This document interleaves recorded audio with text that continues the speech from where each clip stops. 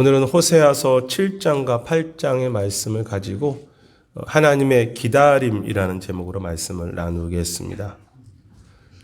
우리가 잘 아는 밀레 만종이라는 작품이 있습니다. 그림을 보면 저녁 시간이고요. 그리고 멀리 교회가 있고 또 하루의 수고를 끝낸 후 농부의 부부는 열매가 적게 담긴 바구니 옆에 두고 기도합니다.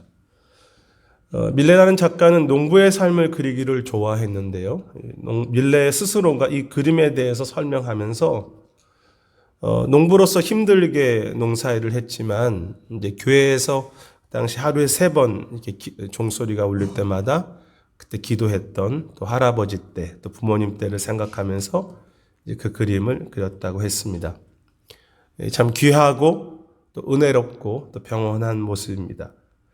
하지만 그가 표현하려고 했던 것은 좋은 모습만은 아니었습니다. 농부의 쉽지 않은 그 현실이 그림 속에 보이지 않습니까? 열심을 내어 수고하지만 바구니에 담긴 열매도 그렇게 많지 않고 들판도 황량합니다. 그럼에도 그 열매가 없는 현실 속에서도 또 다시 기도하고 또 다시 감사하기도 하고 소망하는 어떤 인내를 가지고 수고하면서 그 언젠가 주어질 그 아름다움의 풍성함을 다시 기다리는 그런 농부이죠.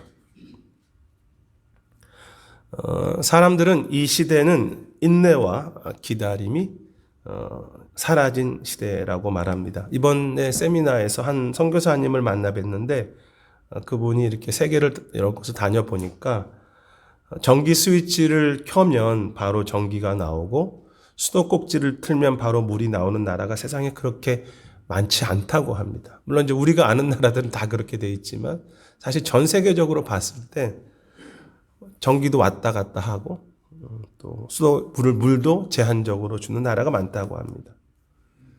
모든 것이 바로바로 이루어지기에 그 씨앗을 심고 열매를 기다리는 그 기다림의 소중함을 잃어버린 시대. 하지만 소중한 것일수록 그것이 한 사람의 인생이든 어떤 명작품이든 열매든 긴 인내와 기다림 속에서 그 한 사람이 만들어지지 않습니까? 정말 소중한 것일수록 더 많이 기다려야 하지.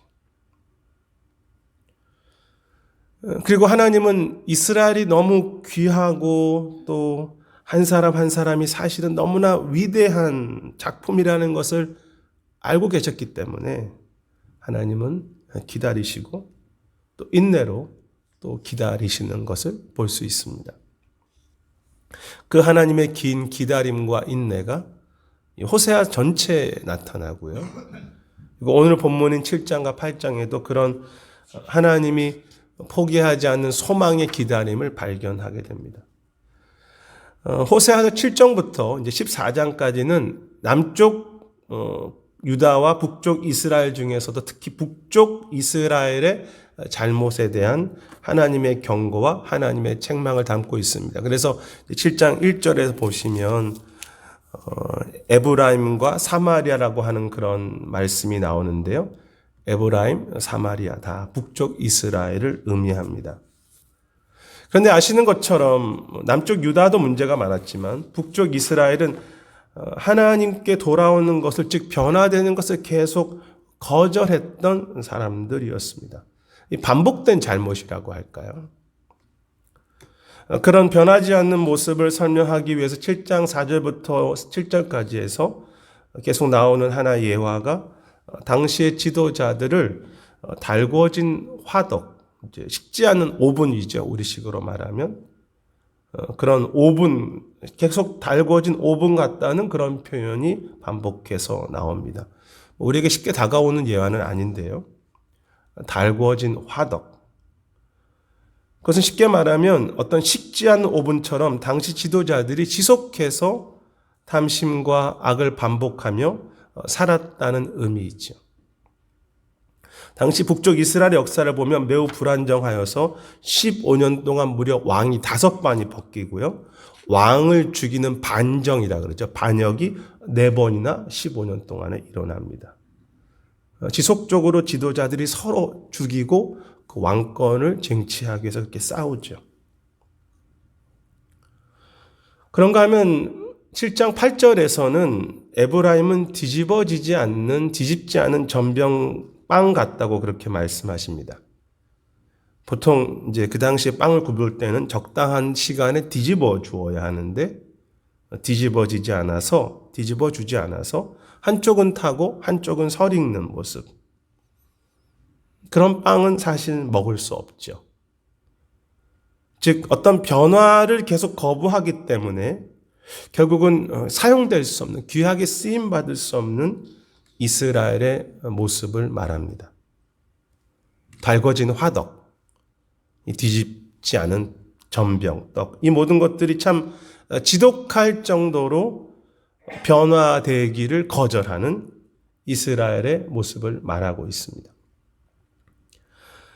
그런데 중요한 것은 이 호세아 전체에서 이렇게 변화되지 않는 이들을 향해서 하나님은 이 비슷한 말씀을 계속 반복하시면서 그들을 여전히 기다리신다는 사실입니다. 화면은 제가 준비하지 않았지만 7장 10절에 보면 그들의 교만하여 그들의 그 교만한 얼굴이 나타났고 그들이 내게 돌아오지 않았다고 하시는데 이 말씀은 지난 설교 본문이었던 5장 5절에 똑같이 나왔던 말씀이고요. 계속해서 호세아 전체에서 이스라엘이 교만하다는 말씀을 하나님이 계속 반복하십니다. 역시 7장 10절에 보면 이스라엘이 아수르에게로 갔다는 말씀도 지난 설교 본문에도 나왔었고요. 호세아에서 계속 나오시는 하나님 반복하시는 말씀입니다. 이스라엘이 아수르에게 갔다. 제가 이 호세아 전체 설교를 이제 묵상하고 준비하면서 조금 마음이 무거웠고 답답했던 것은 하나님은 변하지 않는 이들을 향해서 계속 비슷한 말씀을 하시고 또 똑같은 내용을 전달하시면서 다시 기다리시고 또 기다리시는 부분이었습니다. 왜 이렇게까지 말씀하실까? 왜 이렇게까지 기다리실까? 참 지독한 기다림이시고요. 어떤 상상을 넘어서는 인내라고 말할 수 있습니다. 이 설교를 이제 미리 다 이렇게 좀 준비를 하면서 호세아 전체를 볼 때마다 그런 답답함이 저에게 있습니다. 하나님 왜 이렇게까지 기다리십니까? 왜 하나님은 지독한 인내를 가지고 또 말씀하시고 또 말씀하십니까? 아니, 하나님이 지금 기다리시는 것이 무엇입니까? 무엇을 기다리시는 것입니까?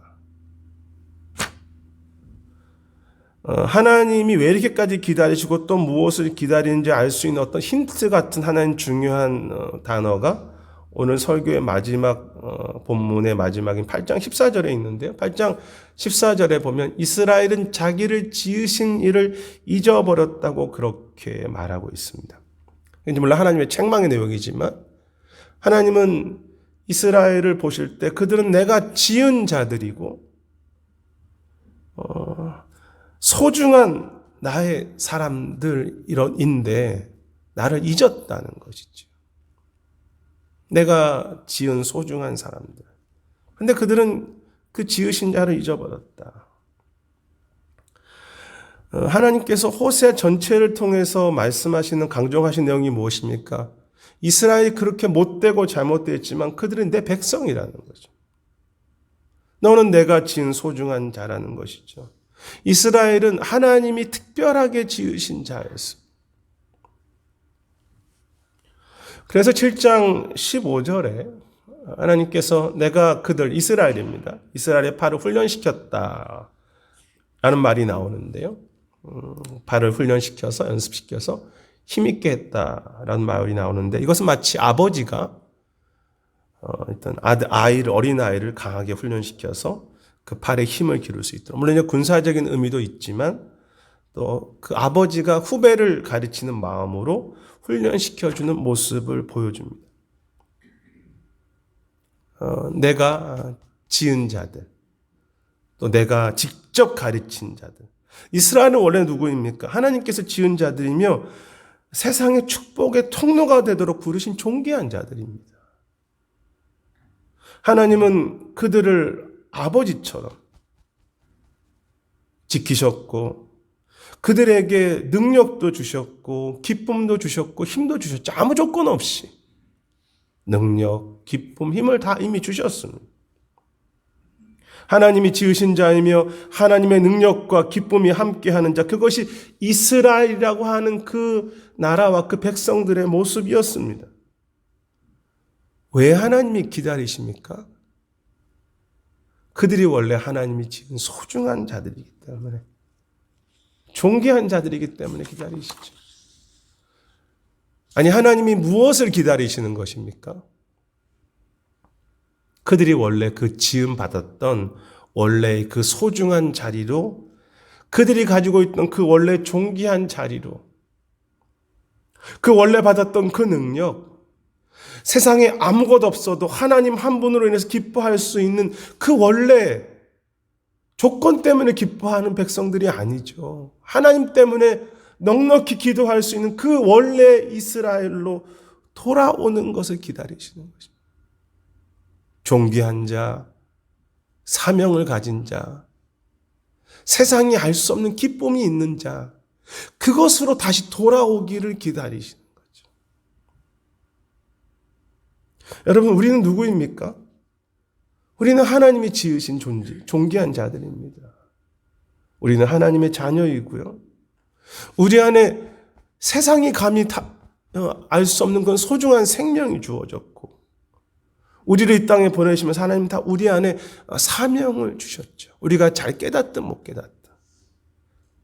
우리는 세상이 알 수도 없고 줄 수 없는 주님 한 분으로 인한 감사와 기쁨과 능력을 이미 받은 자들입니다. 저나 여러분이야 우리 안에 다 그 기쁨이 있습니다. 그 감사가 있고 그 존귀함과 그 영광이 있죠. 그것이 원래 죄를 짓기 전에 우리의 모습입니다. 아니, 타락한 이후에 십자가의 죽으심과 부활을 인해서 우리 모두 왕같은 제사장, 존귀한 자로 우리를 세우셨죠. 택하신 족속이 된 것이 우리 한 사람 한 사람이고 우리 교회입니다. 왕같은 제사장이죠. 왕이고 제사장이고 택하신 족속입니다. 복음이지요, 그것이. 하지만 이스라엘이나 우리 모두 내가 누구라는 것을 너무 자주 잊어버립니다.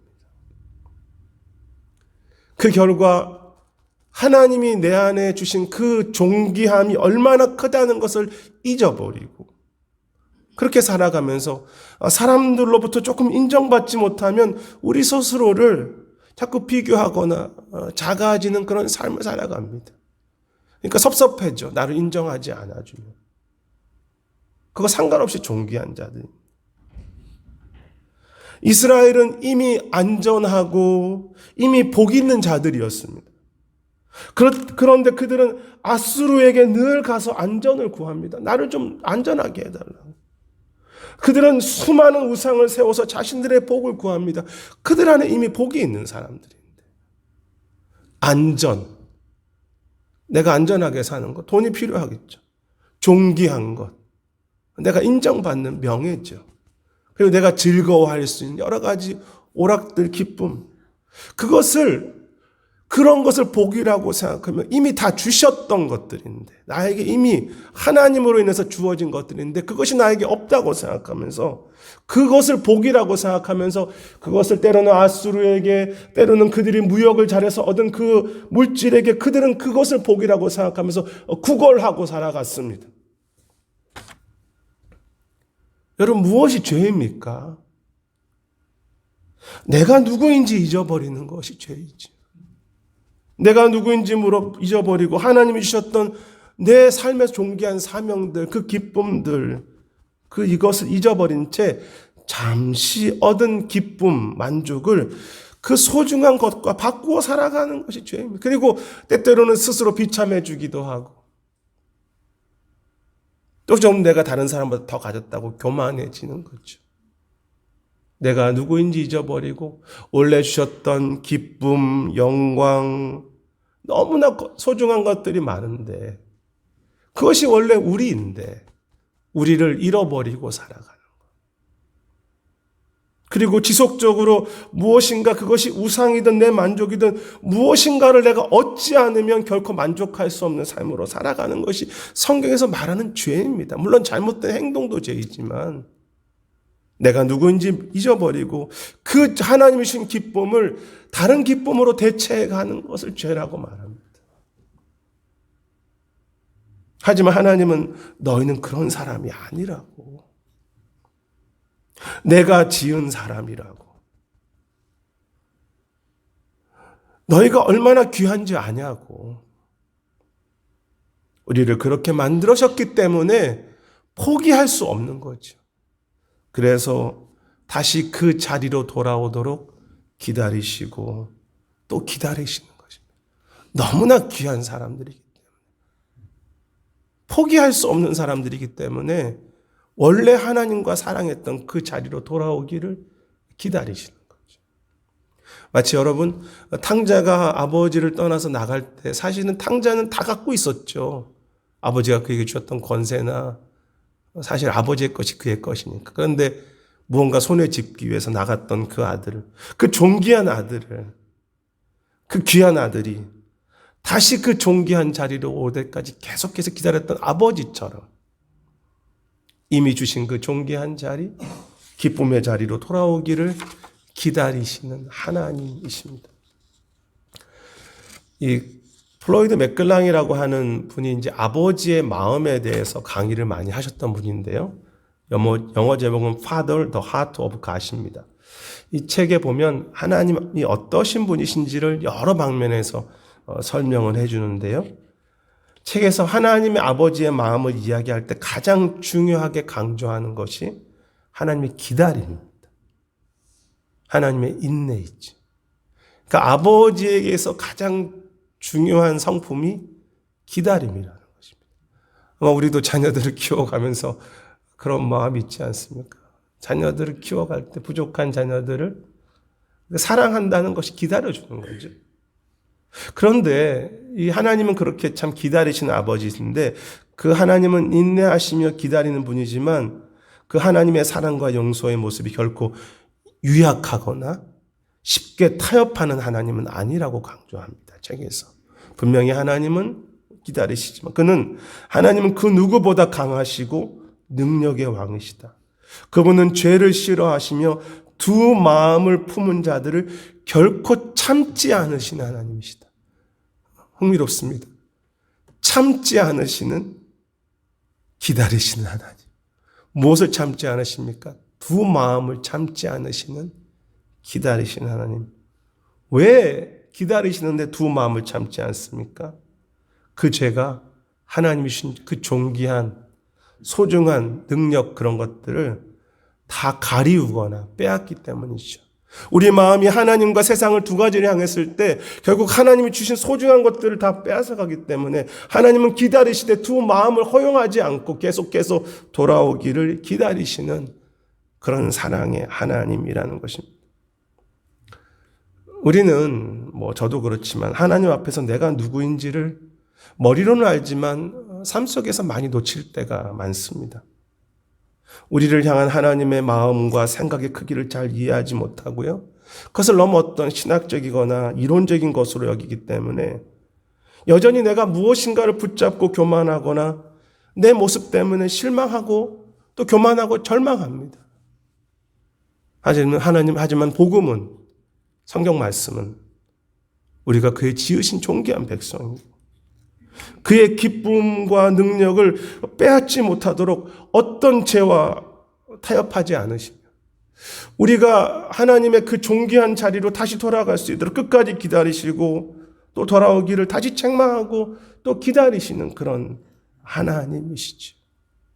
우리가 얼마나 귀하다면 그 우리의 존귀한 자리, 진정한 기쁨의 자리로 돌아오기까지 포기하지 않으시고 기다리시는 하나님. 하나님의 기다림.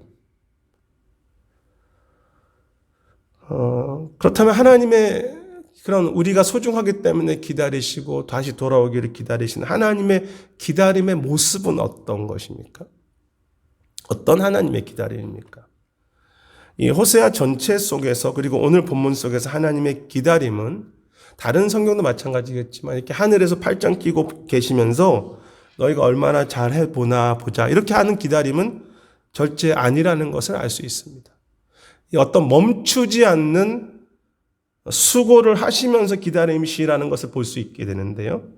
마치 이제 밀레의 그 그림 속에 농부가 가만히 있지 않고 땀을 흘리면서 열매를 기다리는 모습과 같습니다. 7장 1절에 보면 내가 이스라엘을 치료할 때라고 말씀하셨는데 지난주 말씀처럼 하나님은 이스라엘의 문제 정도를 치유하시는 것이 아니라 그들의 소중한 그 모습을까지 회복해 가십니다.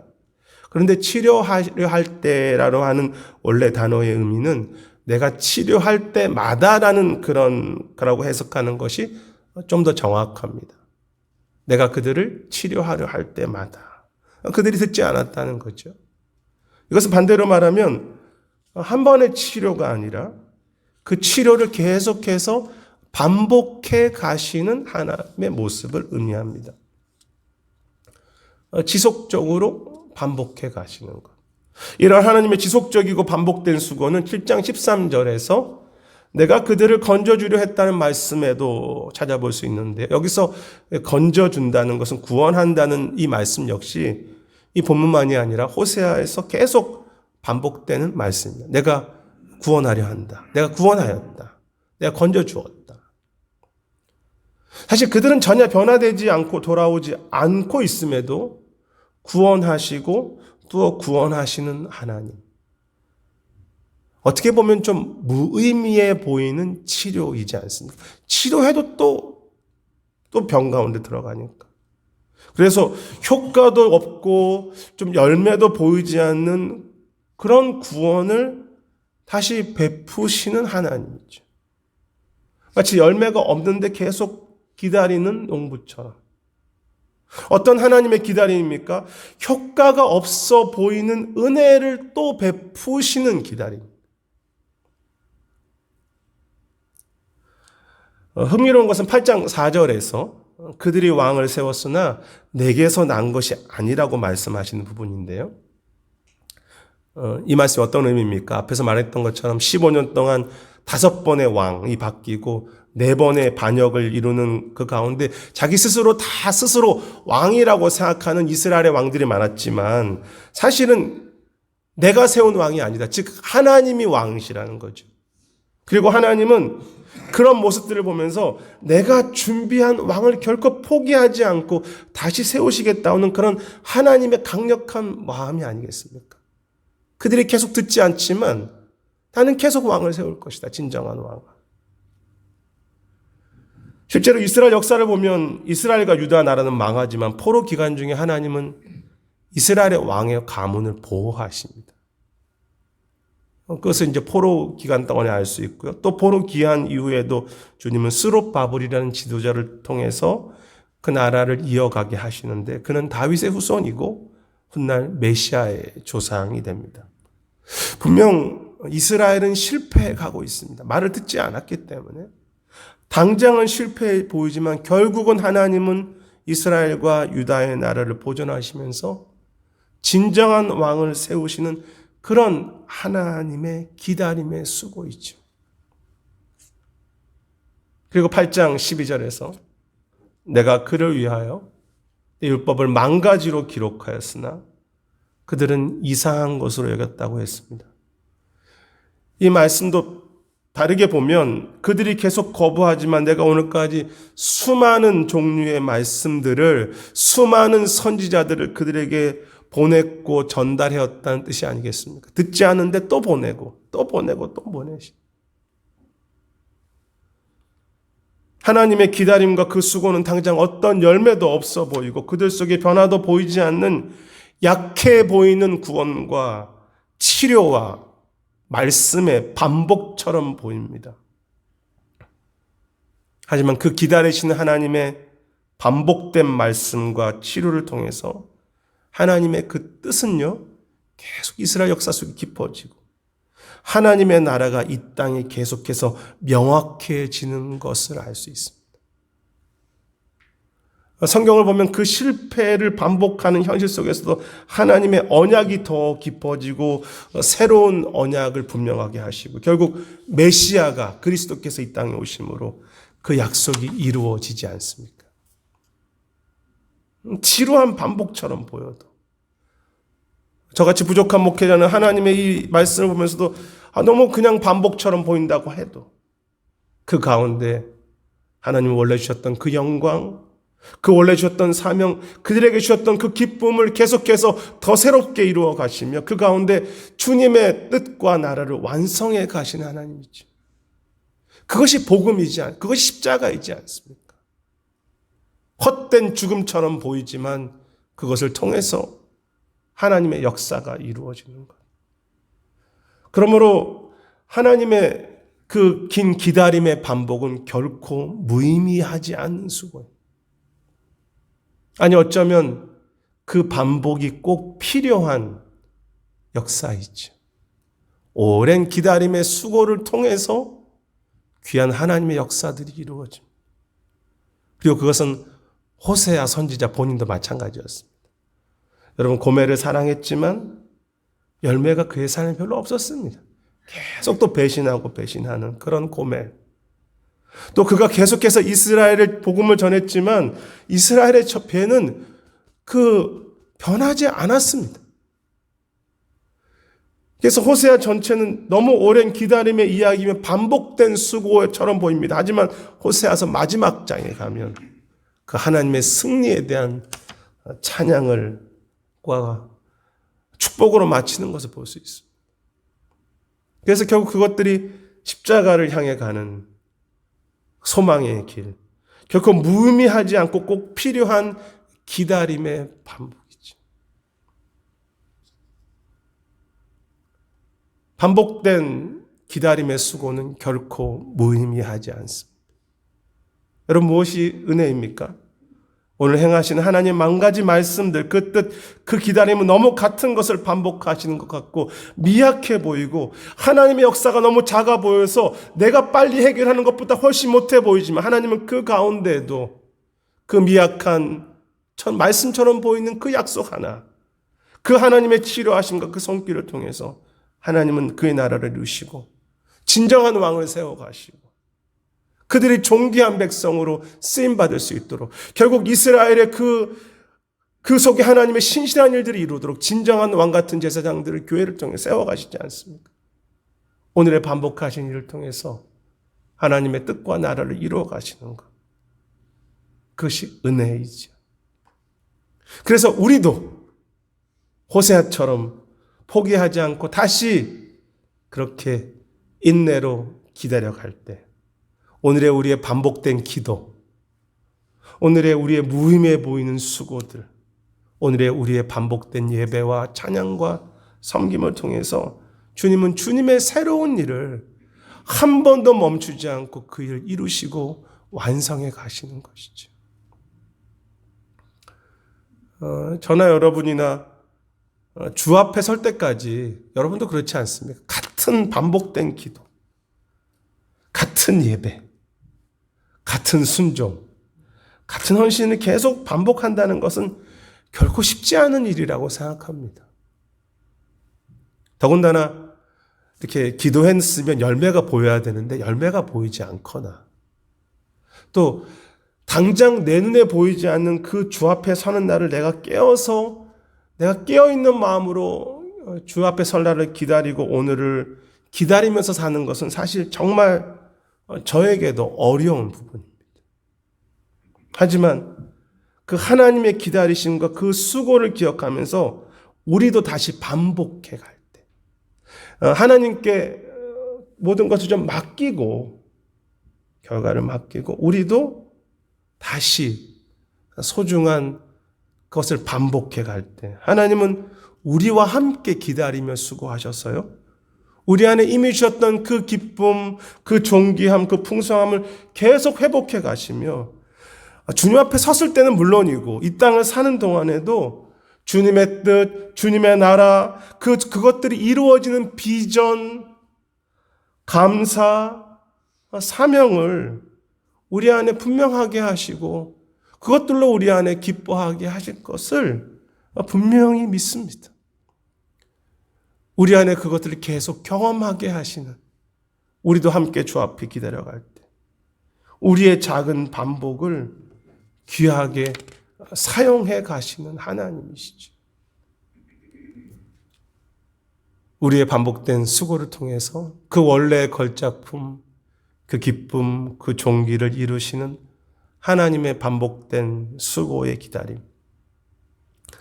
그 앞에 말씀드렸던 책에서 플로이드 맥글랑은 하나님은 언제나 포기하지 않고 이루시는 하나님이신데 우리가 기다리지 못하고 포기하는 것은 하나님이 일하시지 않아서가 아니라 우리의 믿음이 흔들리고 우리의 두려움과 우리의 상처 때문이라고 했습니다.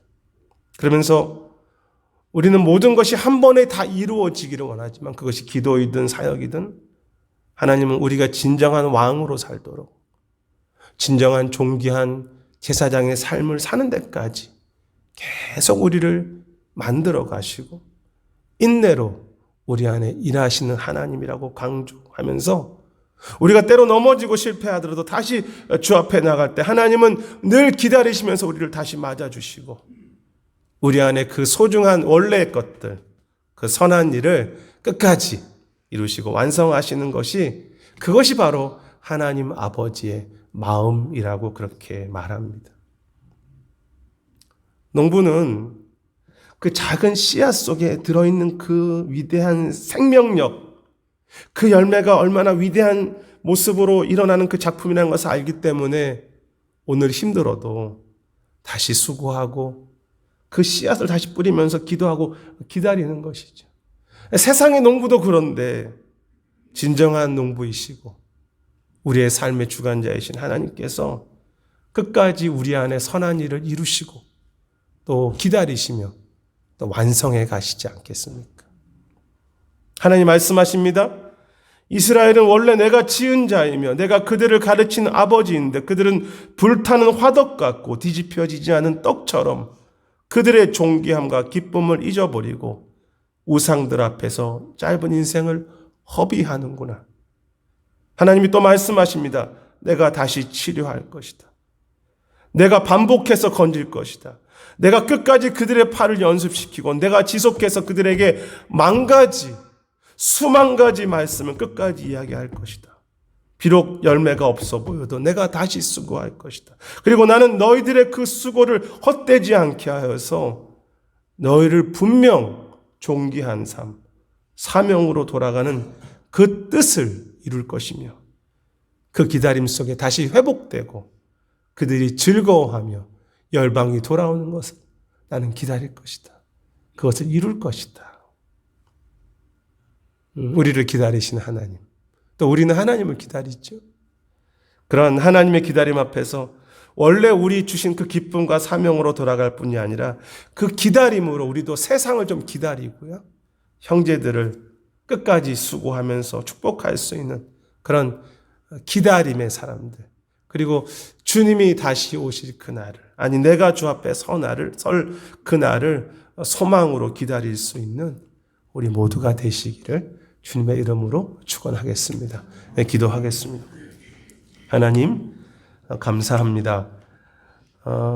참 우리 같은 자를 얼마나 그렇게 존귀하게 세우셨는지, 참 아무런 공로도 없는 자를 기쁨으로 표현하시고 우리 같은 자에게 세상을 축복할 수 있는 권세도 주시며 이 땅 속에서 하나님의 뜻을 이루어 가는데 귀하게 쓰임받기로 원하신 하나님, 그 존귀함과 기쁨과 감사와 사명이 있는데 참 우리가 누구인지 잊어버린 채 참 우상들을 쫓아서 살아가는 우리들의 삶입니다. 주님, 아버지의 기다림이 얼마나 우리를 사랑한 깊은 사랑에서 우리를 존귀하시면서 시작되었고 그것을 끝까지 이루시는 하나님인지 깨닫고 돌이켜서 주 앞에 서는 날을 기다려가면서 우리의 삶을 계속해서 변화시키고 또 주님이 주시는 그 완성을 소망해 가면서 우리도 반복된 그 수고를 결코 헛되지 않게 생각하면서 반복해서 기도하고 반복해서 예배하고 반복해서 말씀 묵상하고 반복해서 섬기고 전도하고 또 선교하는 그런 우리 모두가 되도록 인도해 주시옵소서. 감사드리고 모든 말씀 예수님 이름으로 기도드립니다. 아멘.